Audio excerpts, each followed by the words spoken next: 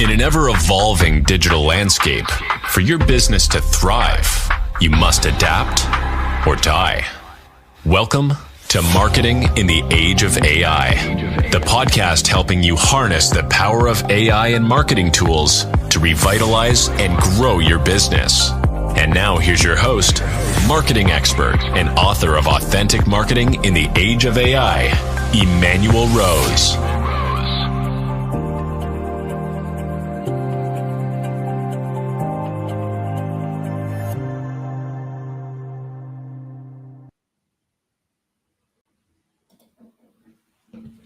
Welcome to this episode of Marketing in the Age of AI.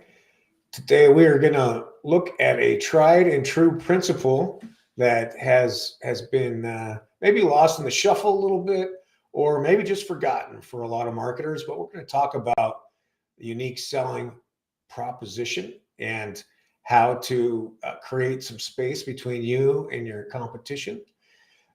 Maybe even talk about how that USP connects with the ideal client profile and how those two things work hand in hand, as well as how you then take those two things and push them into your be everywhere messaging. So today, my guest is a former agency owner and a current fractional chief marketing officer. His name is Joshua Ramsey, and he's been around marketing long enough to have forgotten and remembered about the USP, right, Joshua? Man, you're being so kind. Am my gray hair showing extra today or what? Yeah, no, I appreciate you taking some time to talk today. Yeah, man. Thanks for having me. Great to be here. Yeah, and I love this idea that we're going to touch on some of these fundamentals because as we were talking earlier, there's a lot of blandness that has re-entered the marketplace, and I think part of that is from the overuse of the LLMs without good prompting and good strategic thinking. So, what are your process for developing or helping your clients develop a USP that stands out? You know, the where I work with it is I start really with the narrative, where people come from, right? There's a lot of different ways that motivational speakers and educated speakers and psychologists have talked about this for a long time. But to me, it really comes, I like to share my story with a lot of people. And my story really comes from not that I had a bad childhood, not that I lived in a rough, beat up, terrible world. I was very blessed, honestly. But even with my narrative being my story and my journey to where I am today, there were elements of abandonment that I felt, either from friendships. I would say one of the big ones for me was when I turned 16, my parents threw a surprise birthday party for me. All these kids showed up out of nowhere. I didn't feel like I had that many friends. All of a sudden, all these kids are here. But I also knew that the very next morning, our house was already packed up and we were moving to another state. Wow. So I went from not thinking I had friends to all these people showed up and just loved on me, right? Like it was awesome. And then the next day I moved to a state where I had no friends, right? Brutal.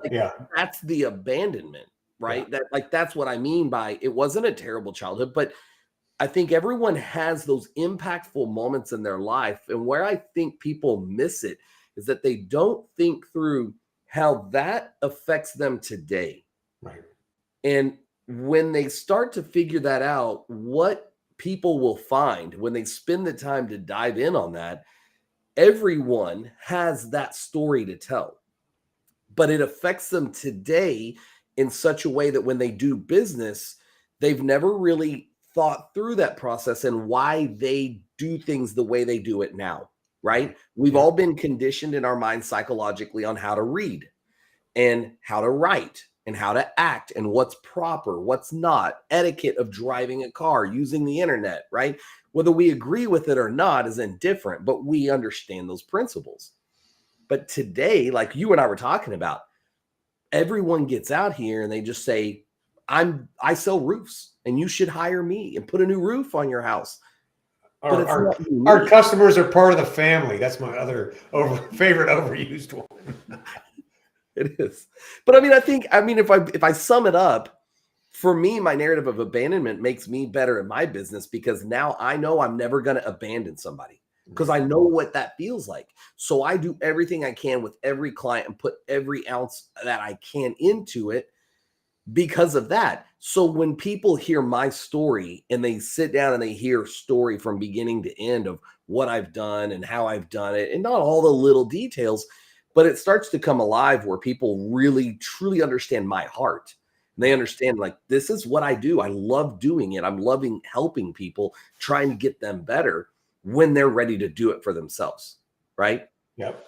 So yeah, this unique selling proposition, yours sounds like it. You're committed to the project 110%, and you're not leaving until they tell you you're not welcome anymore.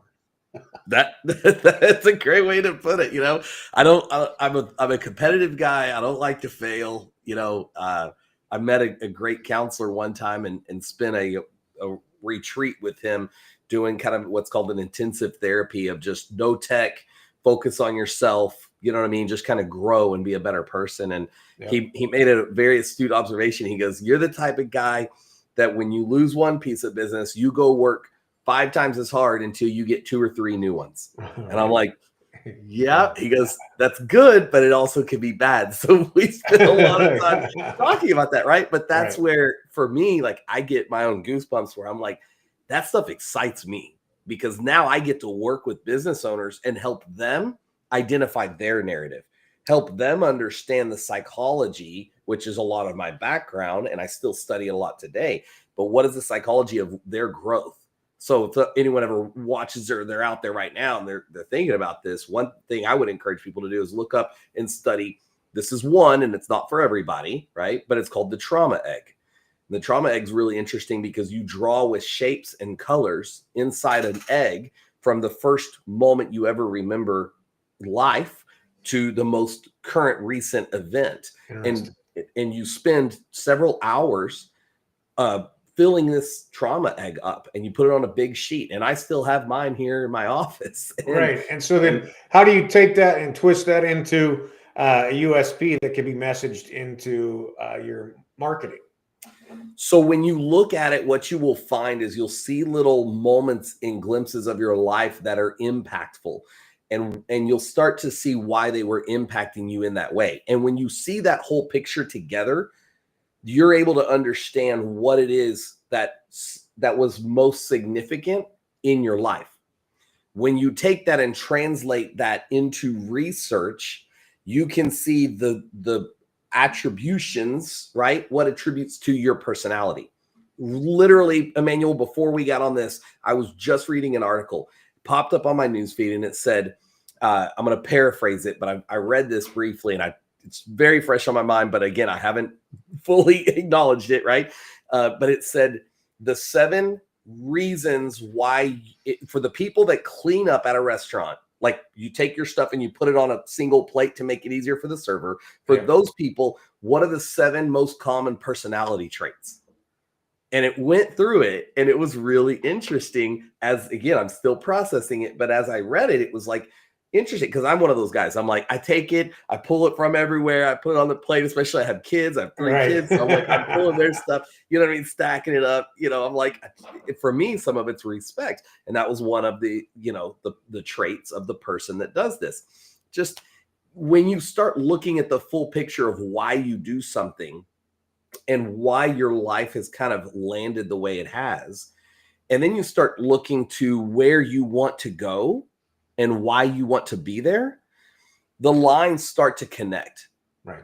It's not something that I am able to just say to everybody on a great podcast like this and everybody listening just to go, hey, this is how you do it and it's done.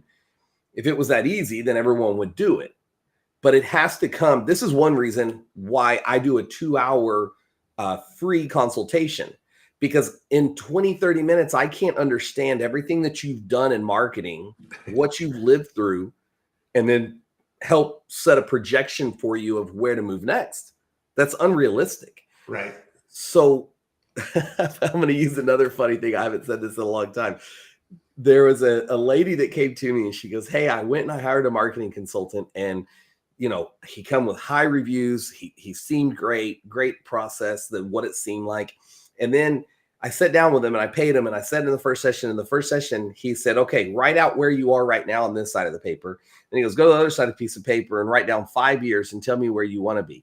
And he goes, okay, great. Now draw a line and just tell me what steps you're going to take to get there. She goes, why did I pay you? I've already done that. This doesn't make any sense. So, it is truly looking at what you've lived through, right, and why. What are the most impactful moments? And I have found time and time again that when you see those moments that have happened, I'll give you another one. I don't want to throw dirt, but this is just the life that I've lived, right? But I was dropped off at school one time in kindergarten at the front door before the school was open, and my parent left, and I'm sitting there and I didn't know what to do. right. So long story short, that was part of when I never really thought about tying that to turning 16. I never in my mind thought about this, 5-year-old, whatever I was, to a 16-year-old. Yeah. You know what I mean? 10 years later, who would have thought to put those two pieces together and realize that was major impact in my life? And then when you take that and you start adding more, then it becomes the question of how do I turn that into my narrative? Well, right. I'm in it. Emmanuel, if you call me and you go, hey, Josh, I really need some help, I'm going to take the time, because that's how I would want to be treated. Sure. Right? Because I know what it's like to go, oh, sorry, Josh, I don't have the time for you. That's impactful. Yeah. So that's why I put that much time into it. That's interesting. Hopefully that kind of helps. Yeah, no, that's interesting.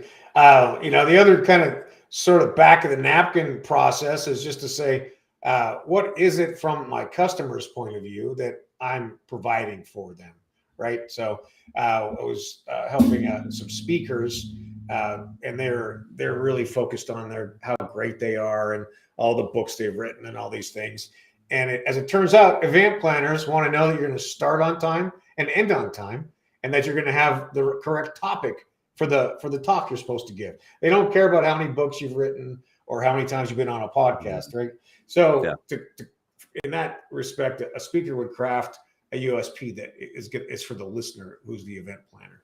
Yeah. So that's part of the thinking process. I love that. And on that same line, that's one of the things through the process that I implement for my clients is one of the checkpoints that we go through is what you said, but my twist to it would be, what are the 3 things that every prospect or new client asks you? You have a prospective client. What are the 3 things they ask you? Right. They tell me, we process that, and then I come back with the follow-up. What are the 3 things that they should be asking you? Yeah. Right. And that's kind of along the lines of what you're saying, where it's like, this is what you always get asked, but this is what you should be. And then a lot of times you can take that with your narrative and your USP, but you can translate that into a stronger marketing message. Absolutely. And tie all of this together, right? Because it's all these little elements, but how they come together is the polish of your PR, your marketing presence. And you kind of nailed on something else I just wanted to briefly mention so that anyone hears fractional CMO, because I get this question a lot. You mentioned, ad agency owner. I think a lot of people need to be real careful in today's market that when you go to look for a fractional CMO, truly look at their resume and what mediums and marketing that they've sold, what they've done, how they've done it. Have they sold other channels or just only the web? Because right now there's this huge trend of fractional CMO, but all the fractional CMOs, not all, many, let me be very proper and clear, many are only ad agency owners that are just trying to upsell their services. Right. And I'm good with that. I mean, the market's the market. People can do what they want to do. But I like for consumers to be educated in that sense of, what am I really getting? Like same thing we're talking about, right? Like, what should I be asking that I don't know to ask? Yep. Right. Yeah. And I think that's interesting because even inside companies' internal resources, right, where a graphic designer or a digital designer gets promoted over the course of 6, 7, 8 years, and all of a sudden they are the CMO, but really they're a untrained CMO that is a background in digital marketing, and does not have a strategy, doesn't have full channel acceptance of all the various ways to create messaging for their ideal client profile. Yeah. The age that I have to say it, even though I hate saying it when I was younger, the age of a person that's going to be a CMO matters, right? Yeah. Like, because then when you look at their resume, what they've lived through, their narrative of it, of how are they going to help. I don't know if you ever heard this before, Emil, but I was reading another study and it was interesting. They said that most of the largest companies out there, when they hire a new CMO, they hire from outside of their industry. Right. Because the marketing is principle based. It's strategy based of approach to human behavior and selling to humans. So it doesn't matter what they're doing, but the new person coming into the market has a fresh perspective. But the average CMO only lasts 48 months. Right. And the reason that is because their impact is only felt in the first 24. Right. And the second 24, they start to diminish just because of the effectiveness of people listening, right? Everyone gets those blinders on and they're like, okay, I've heard enough, the earmuffs. Yeah, no, that's interesting. And I think also, there's two things. One is we never have the correct KPIs, right? Marketing, sales, CEO, those are challenging. And then attribution is still, even with all the tools we have, attribution for the spend is still confusing to people. Yeah. Well, attribution is a challenge.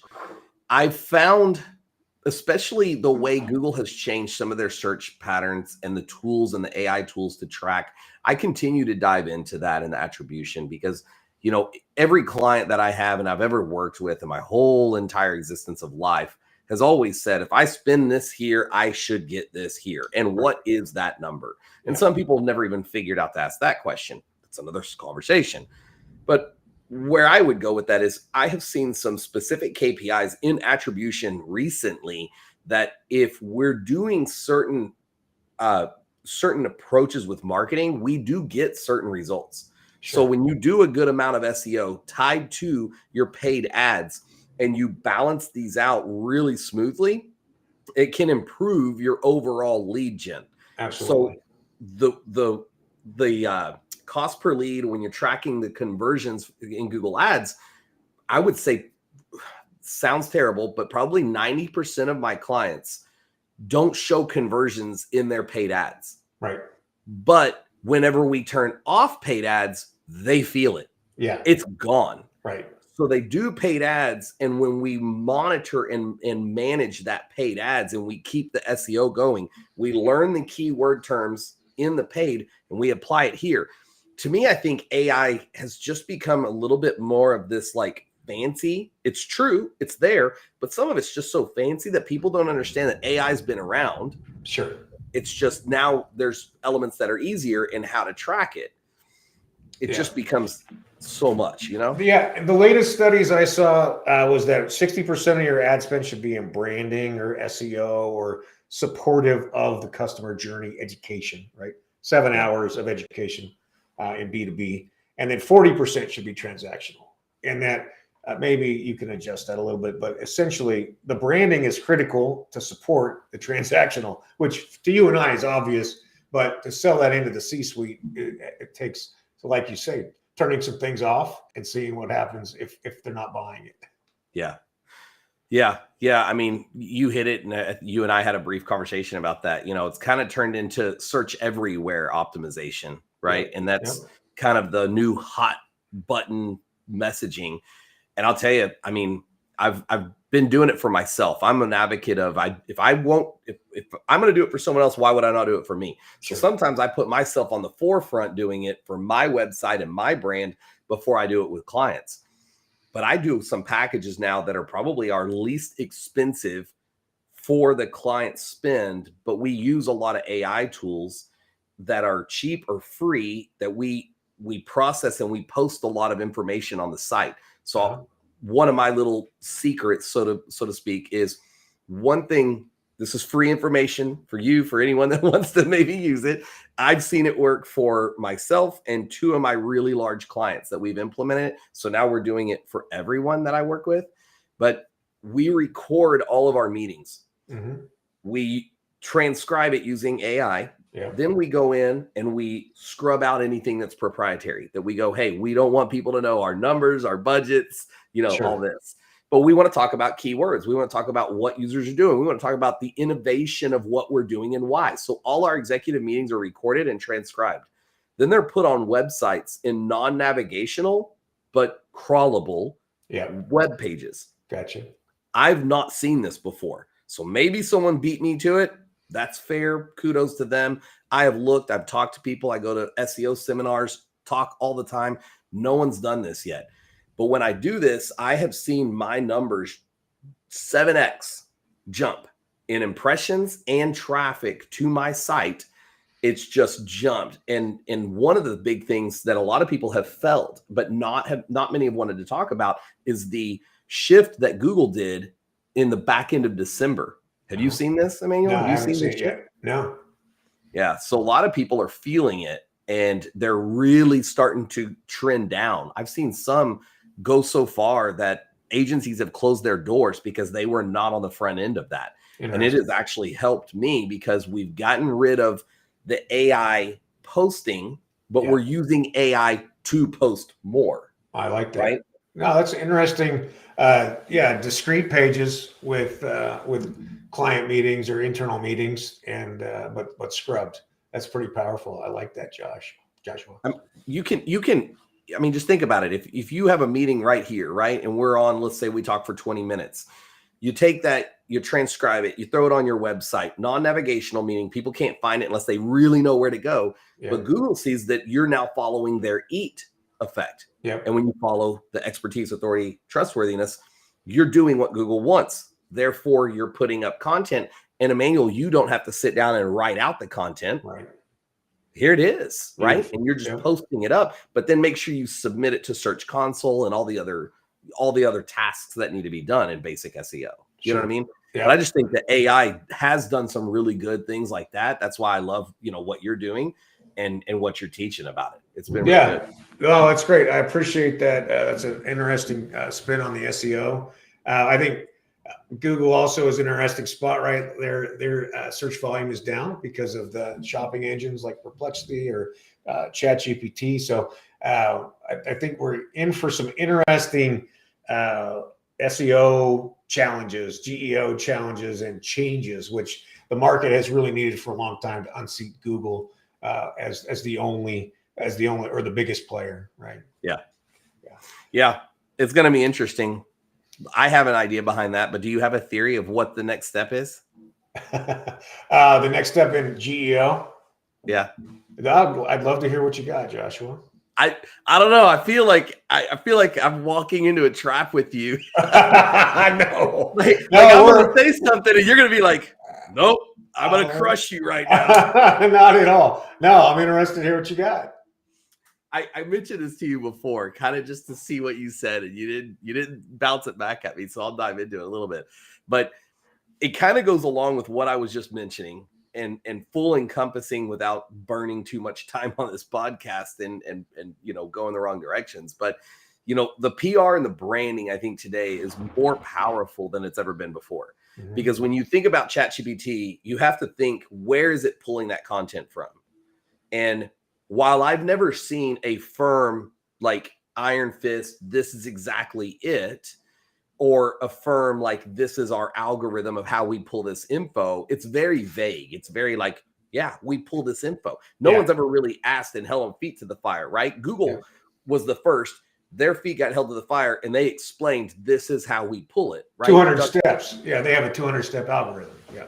DuckDuckGo does the same thing, right? So they do that, but I've not seen anything. Have you seen anything, just out of curiosity? Have you seen something that specific from not that specific, but you've triggered me to go and ask them. I'll go and run a test and see what they say. How can I optimize my website to be most likely to be referred to in a marketing conversation on the chat? So, in one of my conferences, I did that. I did it, and then I published it into a conference. And my most recent conference was I think last week. I was in Dallas.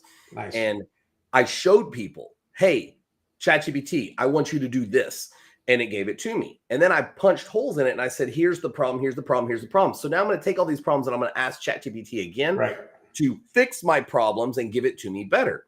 I asked it again. I went through 4 iterations and I still did not get the outcome that was needed for me to have a properly SEO base coded, developed, designed website. It just didn't happen. I would do that on Grok because I think Grok has got the capacity to do that in its current form. Most business owners that are trying to get started are not going to do what you just said. They're going to go to ChatGPT and think this is gold, right? Yeah. So what I'm looking at is my perception, my vision right now, until I'm confirmation bias proven another way. Yeah. My confirmation bias says that they're pulling from all sources. Sure. Essentially, they're scraping Google more than anything. Yeah. Yahoo, they're pulling every source, scraping all the data that they can, and then they're giving to us what they feel like is the most common, right? Like what's the most human language. So when you get that human language into it, what I believe to be true is that the more you do your PR, your marketing, the content, and you follow what Google already put forward, which is EAT, one of their algorithms, right? That they want you to follow. Yep. It's my belief that you're going to see your numbers skyrocket, but it's not a quick play. Right. It's not a quick turn. Yep. I think businesses have to prepare 5, 6, 8 years ahead. And I always look at things and I go, what's the worst case scenario? Worst case is you spend a little bit of money and you spend a little bit of time every month. I make my key executives that are my bosses, right? My clients. I make them be on 1 to 2 podcasts every single month. Nice. For education for them, but also the PR side of it. For sure. And it's hitting. It's hitting. Every metric is up on that. Joshua, you and I could have this conversation for the next 6 hours. I have no doubt, and I really appreciate your contribution and your questions and the back and forth. So it's refreshing to talk to another silverback who has a perspective of time and not just digital. If people want to get in touch with you and have a conversation, how do they do that? The easy way is to go to Josh Ramsey Marketing on Google. You just type in Josh Ramsey Marketing. You can see all my PR, all my information. My direct website is JRCMO, which stands for Josh Ramsey Chief Marketing Officer.